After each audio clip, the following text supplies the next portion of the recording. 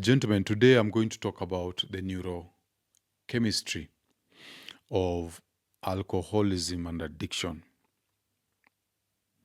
I made an earlier video where I spoke about what I call emotional literacy.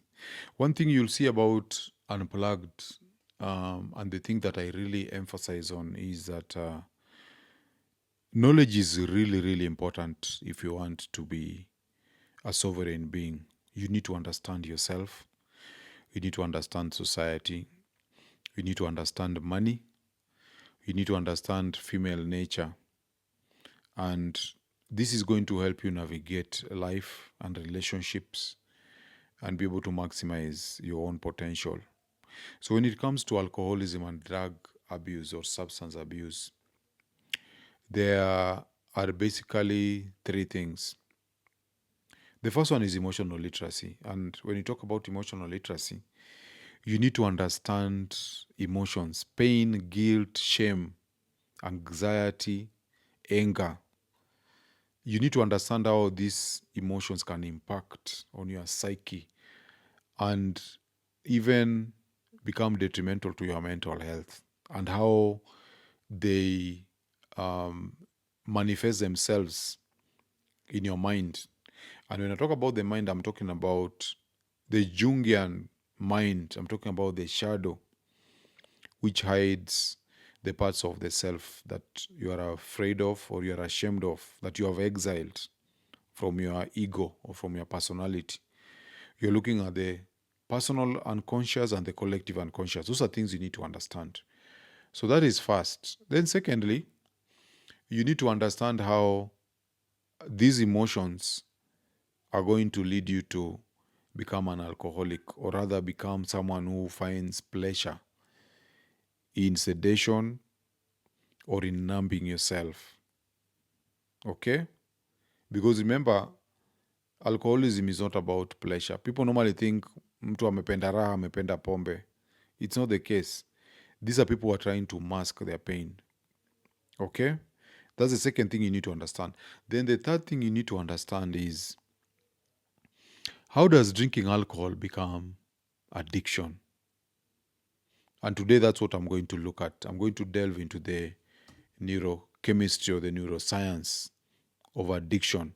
So this is going to be, I'm going to become technical a bit, but it's very important. I'm going to do my best to support it also with diagrams, because at the end of the day, it's a feedback loop, it's a cycle. And everything in life, most things in our life work like that. It's always a feedback loop.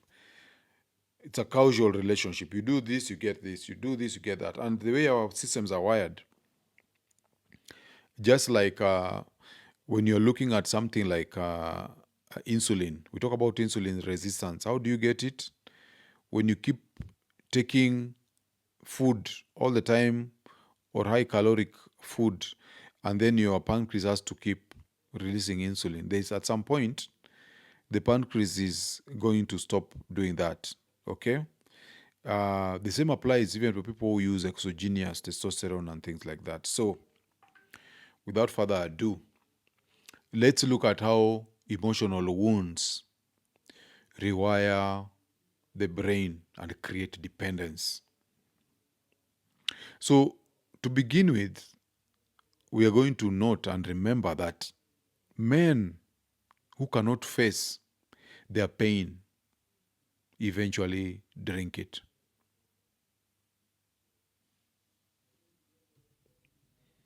So let's look at the emotional genesis of alcoholism. Every addiction begins as a maladaptive solution to an unbearable emotion.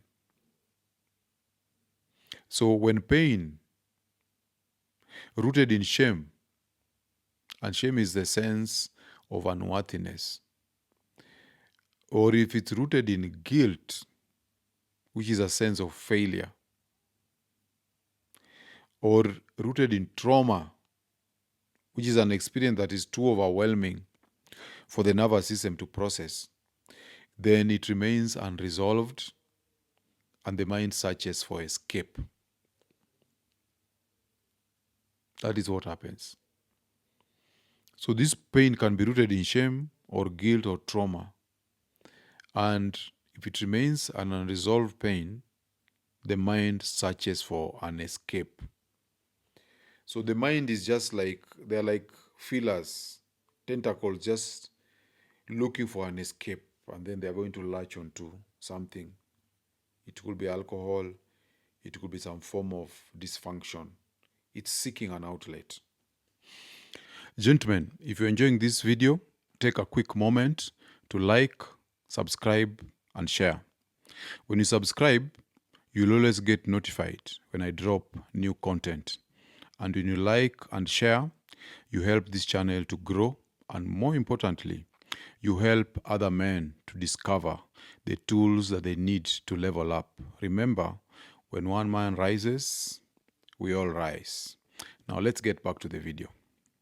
So there's a psychiatrist that is called Bassel van der Kolk. He wrote a seminal book that is called The Body Keeps the Score. It's a fairly famous book, popular book rather. The book is titled The Body Keeps the Score. Body, brain, mind, and body in the healing of trauma. Bessel demonstrated that trauma is not merely psychological. It imprints itself on the body through dysregulated stress responses, through hypervigilance and altered neurochemistry.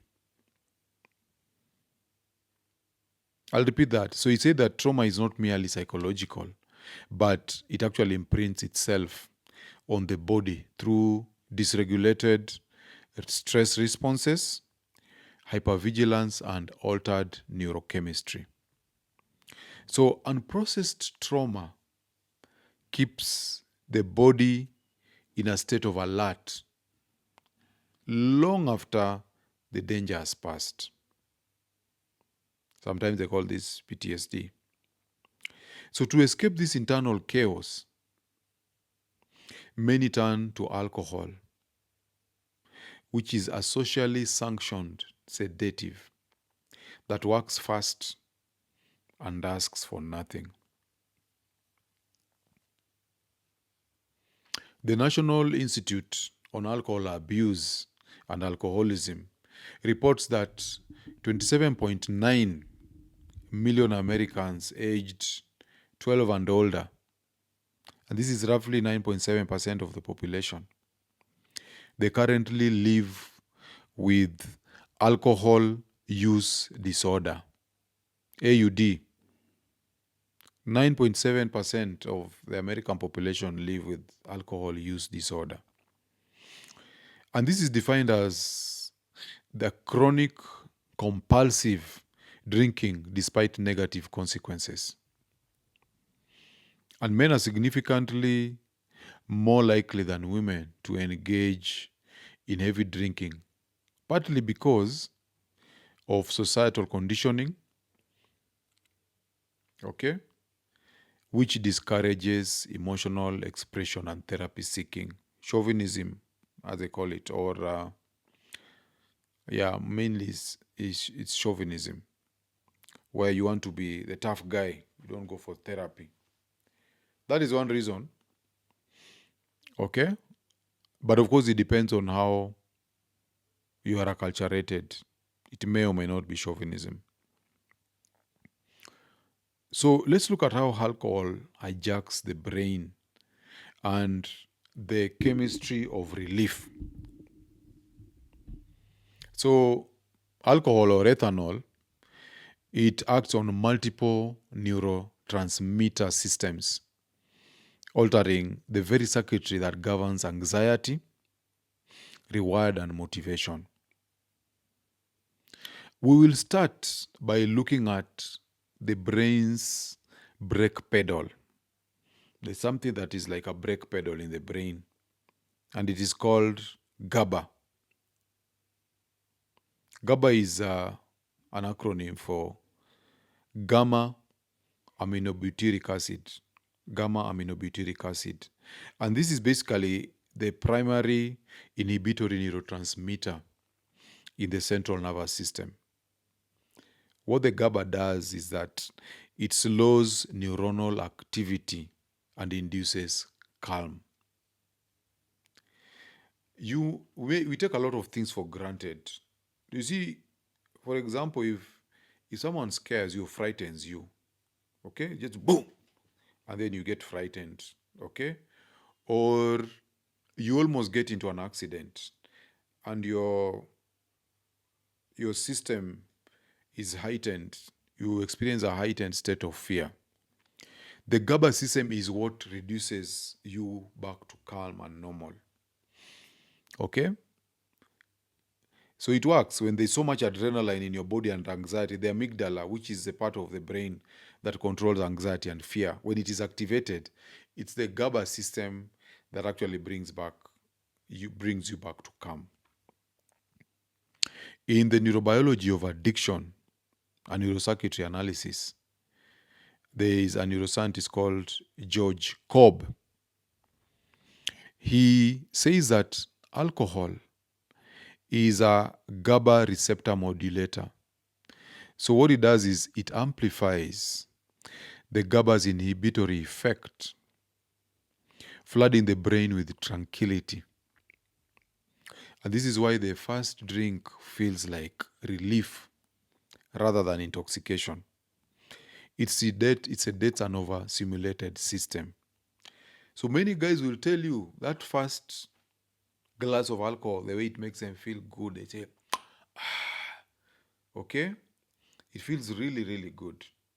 It's because alcohol is stimulating the GABA system to flood your system with the neurochemicals of calmness and sedation. You feel tranquil. You feel relief. So alcohol is a receptor modulator for GABA. That is number one. We're going to see that how this now becomes addiction.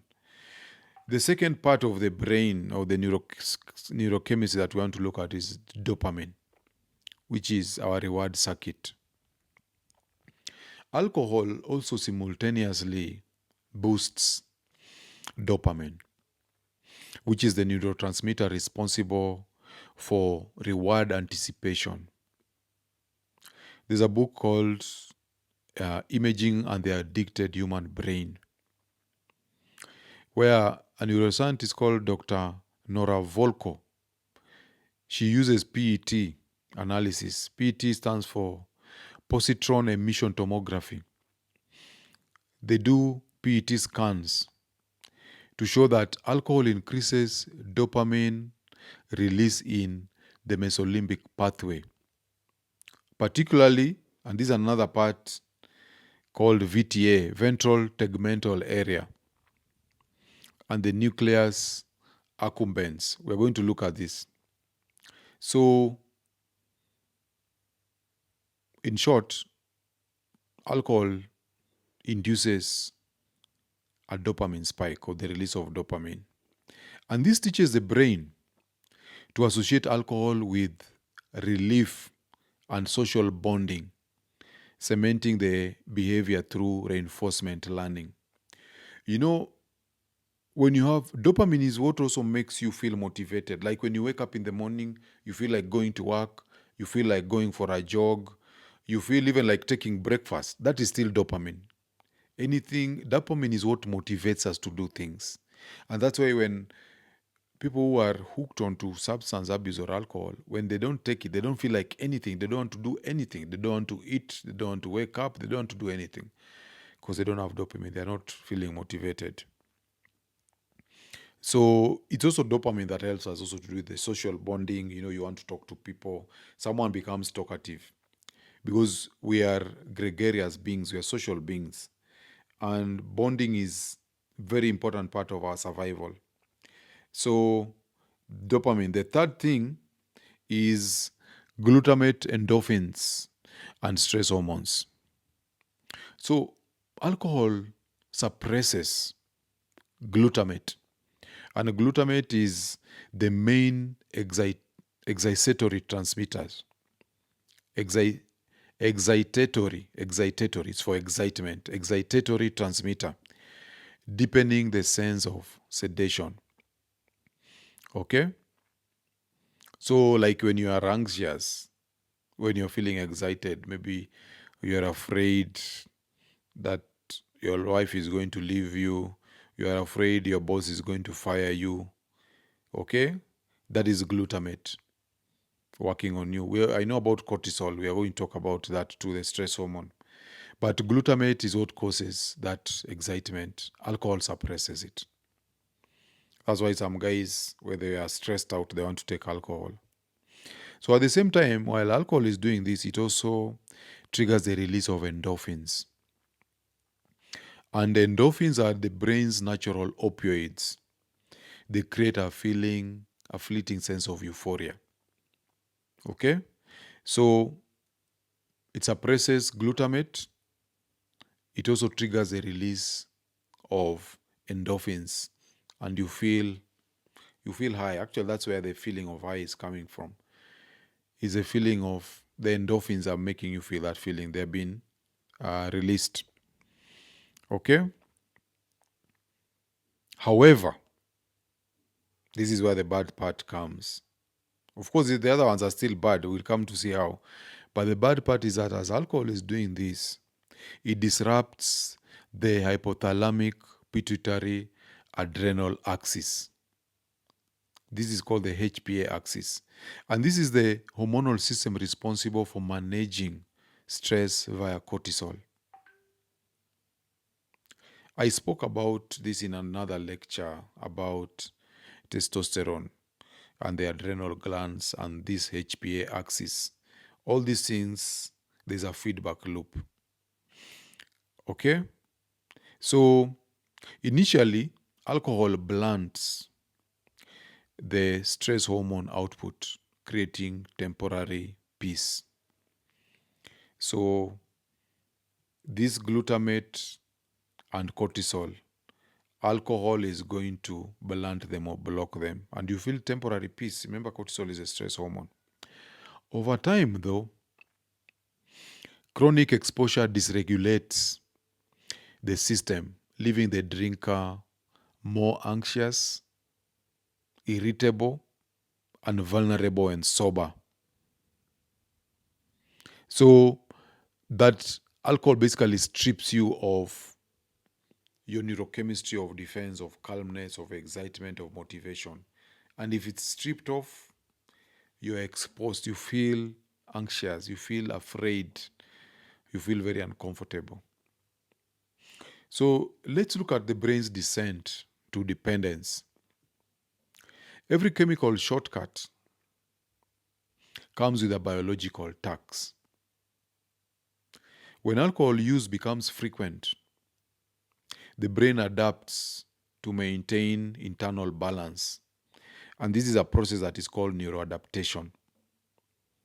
This adaptation or neuroadaptation, it takes place in 3 stages. Okay? So you're putting in alcohol and the brain is struggling to maintain the internal balance. You put alcohol, it disrupts, the brain is struggling to maintain internal balance. And then at some point, the brain adapts through neuroadaptation. And we're going to look at the stages. The first stage of neuroadaptation is tolerance. So to offset alcohol's sedative effects, the brain downregulates GABA sensitivity and upregulates excitatory neurotransmission through N-methyl D-aspartate. It's called NMDA receptors. Okay? So the brain upregulates excitatory transmission by firing NMDA receptors. So the result of this is you need more alcohol to achieve the same calming effect. Okay? GABA is supposed to calm you. And now the brain has downregulated it. Okay? Because it's just like insulin. Too much insulin, you become insulin insensitive. The result of this is you need more alcohol to achieve the same calming effect. Okay? So the first stage is tolerance. We are talking about neuroadaptation. The second stage is withdrawal. When alcohol is removed, the brain, which is now overly excitatory, rebounds very violently. Symptoms include anxiety, tremors, sweating, irritability, and in severe cases, seizures. This hyperexcitability unmasked is what drives many back to the bottle. Not to get high, but to simply feel normal. Because you've disrupted your neural circuitry with alcohol. The third stage of neuroadaptation is allostatic load. In a paper called the allostatic model of addiction, chronic stress, reward deficit, and dysphoria, allostasis is defined as the process of achieving stability through change. So chronic alcohol use shifts the brain's emotional set point so that baseline pressure decreases and stress sensitivity increases. Okay? So you stop drinking to feel good. You start drinking to stop feeling bad. What normally happens is if you have your normal state is here, alcohol increases it. You feel high, you feel high. But once you've done the neuroadaptation, your body has adapted to the high. When there's no more alcohol, it doesn't come here now. Now your normal is below. You're feeling bad. You can no longer gain normal. Your normal is no longer normal. It's now below normal in terms of calmness, just basically normal state of happiness, motivation. You are now, everything is down if you're sober. And so now you start drinking to stop feeling bad. Okay? That is what we call allostasis, the process of achieving stability through change. You can no longer get stability normally. You have to take alcohol to become normal. So let's look at alcohol as a chemical anesthetic. Alcohol does not heal pain. It buries it. And that's why I talk about emotional literacy. This pain that you're masking with alcohol, you need to use psychological approaches to heal it. Because alcohol cannot heal it. Alcohol can only bury it. And every time you bury it, it will come back with more vengeance.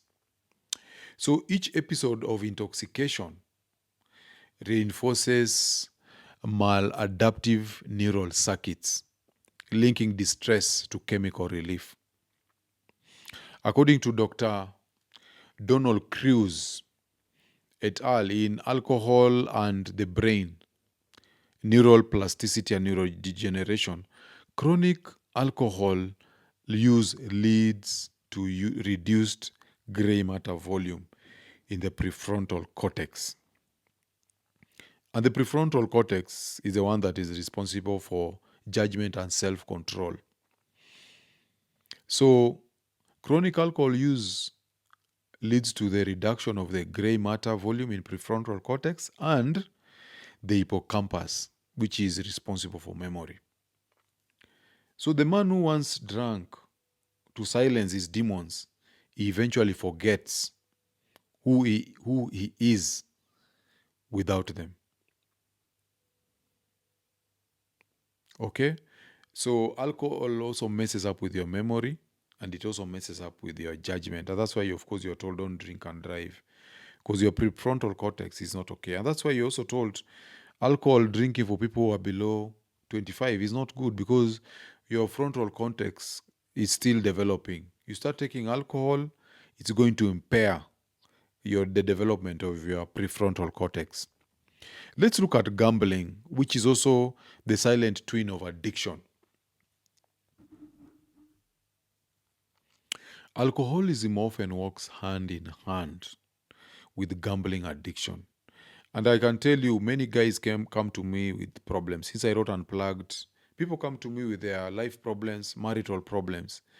And majority of men who have problems, even in their marriages, they are guys who are messed up by alcohol. And the ones who have financial problems, most of the times there's a gambling problem. So both gambling and alcoholism, they exploit the same mesolimbic dopamine pathway. They deliver unpredictable rewards and intense emotional highs. So in comorbidity of gambling and alcohol use disorder, Rush, Weinstock and Petrie, they say that up to 73% of individuals with pathological gambling also meet the criteria for alcohol use disorder.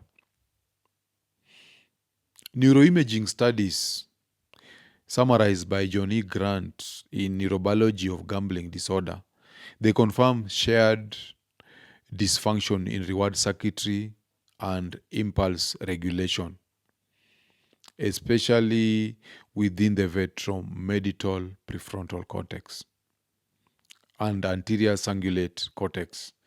Okay? Those are just parts of the prefrontal cortex. There's a friend of mine who went for an X-ray and he told me that the doctor could tell that he's an alcoholic just by looking at the brain scans. And of course, for many guys who are alcoholic also, they respond very poorly to anesthesia when they go for surgery and things like that. So both gambling and alcoholism are fueled by intermittent reinforcement. And we look at intermittent reinforcement also in operant conditioning in Unplugged 5. So the unpredictable reward ratio, the unpredictable ratio of reward and loss creates the most powerful form of behavioral conditioning known in psychology. This is also what causes a trauma bond. So even gambling, it's the same. You don't know when you'll win, you don't know when you're going to lose. Keeps you hooked. And so let's look at the feedback loop. I'm going to show you, this is a visual representation of the self-perpetuating cycle of addiction. So you first start with the unattended pain, and this leads to self-medication or alcohol use, and this leads to GABA and dopamine surge, and this leads you to feel temporary relief. And when you're messing up with your neural circuitry, your brain has to adopt. So what happens? There is neural adaptation. There is tolerance and withdrawal. And as a result, there is heightened shame. It makes things worse. Remember, I said that alcohol does not heal your pain, it buries it. So there is heightened shame, anxiety, and craving. And oftentimes relapse. The pain remains unattended, so the cycle continues. So this is not just behavior. This is neurochemistry enslaved to emotion. And that's why we say you must equip yourself with emotional literacy. So true recovery actually requires addressing both the wound, and the wound here is the emotional origin of the pain that you have, and also the wiring of the neurobiological dependence. That is where the true recovery lies. However, some of the short-term measures that you can take include medical stabilization. And medical stabilization includes detoxification. This, of course, should be done under medical supervision. And you can use drugs that offer short-term GABA-agonic medications. These are often prescribed to prevent seizures during withdrawal. Drugs like benzodiazepines. And then other things that you can explore when you're doing medical stabilization include medical assisted treatment. And of course, this is evidence-based. You can use drugs that block the euphoric effects of alcohol. And they do this by antagonizing opioid receptors. Drugs like naltrexone, revivitrol, and so on. And you can also use drugs that restore the glutamate GABA balance that have been disrupted by chronic alcohol use. Drugs like Campral, acamprostate. The other thing that you can use as far as medical assisted treatment is use drugs that create aversive reactions to alcohol. These are drugs that discourage relapse. Drugs like antabuse, difulciram, and these are interventions that are supported by the medical team or associations. Medical bodies support this. The other thing, of course, can be trauma processing. And behind the idea of trauma processing is the notion that the body keeps a score. So healing must involve the body. So you have somatic therapies like eye movement, desensitization, and reprocessing, EMDR. They also have somatic experiencing. They help regulate the nervous system and uncouple trauma from the compulsion to self-medicate. Remember, alcohol is just a form of self-medication. We call it chemical anesthesia. There are also cognitive behavioral restructuring therapies. So these ones will address maladaptive beliefs such that I can't handle this pain. And for gambling, cognitive behavioral therapy helps dismantle the illusion of control. Okay? And the near-miss cognitive distortions. So cognitive behavioral therapy can also be used. Guys who are dealing with gambling and the alcohol addiction. And then there's also shame work and masculine reconstruction. So shame is relapse fuel. So long as you're so long as you're feeling a deep sense of shame, you can always relapse or you're likely to relapse. So recovery from this kind of addiction involves shame resilience work. And this is narrative rewiring, and it involves self-forgiveness and boundary reconstruction. So in this case, men must actually shift their identity from consumer of relief to creator of meaning. Stephen Porges explains in the polyval theory that social safety and genuine connection regulate the vagus nerve, thereby reducing anxiety and improving emotional stability. The other thing you can do is to establish a social and purpose connection. Connect yourself to purpose and have a social network. Meaning is neurochemistry's antidote. So purpose-driven pursuits, they release natural dopamine, serotonin, and also oxytocin. These are the same molecules that are hijacked by addiction. So having authentic community and contribution, they restore the human reward system to its original setting, which is connection and creation. So remember, we have all those 4 pillars for integrated recovery.